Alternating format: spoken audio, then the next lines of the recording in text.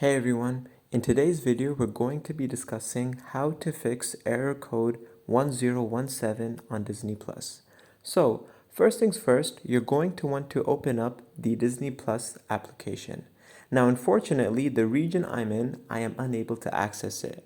But if you are able to access it, the first method by which you can fix error code 1017 would be to open up the Disney Plus application and simply restart it.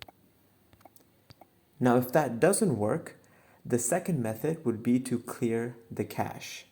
And in order to do that, you would first need to open up Settings, find the Apps option, click on Manage Apps, and now in the search bar, simply type in Disney Plus. Once you do, you should see a storage option, and right here at the bottom, you can see Clear Data. Now, once I go ahead and clear cache, as I just did, that should go ahead and fix error code 1017. Thank you for watching.